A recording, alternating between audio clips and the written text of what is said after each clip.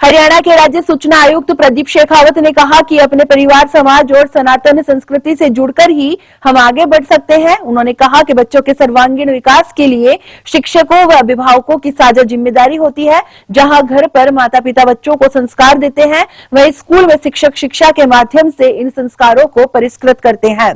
प्रदीप शेखावत स्थानीय डुंडलोद विद्यापीठ के 28वें वार्षिक उत्सव समारोह में अध्यक्ष उद्बोधन दे रहे थे। प्रदीप शेखावत ने कहा कि अंग्रेजी सहित किसी भी विदेशी भाषा के पढ़ने सीखने में कोई बुराई नहीं है, लेकिन अपनी मातृभाषा से जुड़ाव रखना नितांत जरूरी है। भारतीय संस्कारों से जुड़े रहकर ही हम तथाकथित अंग्रेजियत का मुकाबला कर सकते हैं। राजस्थान सूचना एवं जनसंपर्क विभाग की संयुक्त निदेशक नर्मदा इंदौरिया ने कहा कि भारत की पहचान को दबाए रखने का एक नियोजित षड्यंत्र चल रहा है, जिसका हम सबको मुकाबला करना है। शिक्षा और रोजगार के नाम पर बढ़ते विदेशी पलायन पर चिंता व्यक्त करते हुए उन्होंने कहा कि इस प्रवृत्ति से हमारे परिवारों का बिखराव हो रहा है।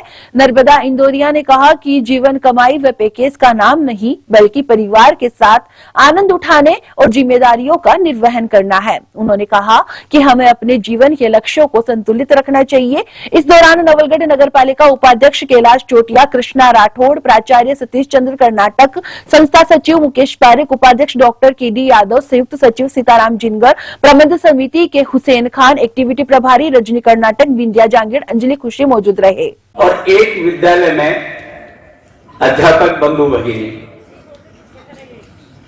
आप 8 घंटे यहां देते हैं, 16 घंटे घर पर देते हैं। घर पर संस्कार निर्माण का काम मां करती है और यहां पर संस्कार निर्माण का काम विद्यालय परिवार करता है। अब इन दोनों के साथ रहकर आपको अपने आप को कैसा विकसित करना है। इधर जो छोटे छोटे और नौजवान दोनों तरह के बच्चे बैठे हैं, मैं कोई लिखित भाषण नहीं देता और ज्ञान की बड़ी बातें भी नहीं करता, क्योंकि मैं आप जैसे बच्चों के बीच से निकला हूं और जहां पहुंचा हूं उसके पीछे भी मैं ये मानता हूं इस माटी का और यहां के वातावरण के संस्कारों का असर है। अभी सतीश जी मेरा परिचय दे रहे थे कि दुनिया के आयु बच्चों, अभी 12वीं के बाद आप घर से बाहर होंगे। बहुत से बच्चे तो अभी छात्रावास में अभी बाहर निकल रहे होंगे।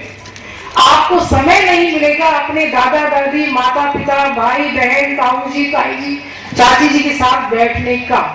और आप कॉलेज के बाद जब प्रोफेशनली कुछ बन जाएंगे तो अकेले होंगे। आप भले ही मल्टी स्टोरी बिल्डिंग्स में और इंटरनेशनली कहीं भी कुछ भी बन जाए, लेकिन कोरोना वो समय था जिसने ये बताया कि परिवार क्या होता है।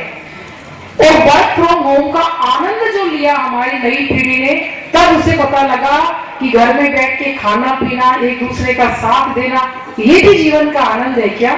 इस आनंद से पिछले 20-25 साल में हम वंचित हो गए हैं, सिर्फ इसलिए कि हमें बाहर जाकर नौकरी करनी है और बाहर जाना है, पीछे से माता पिता को घर में अकेले छोड़ना ही है।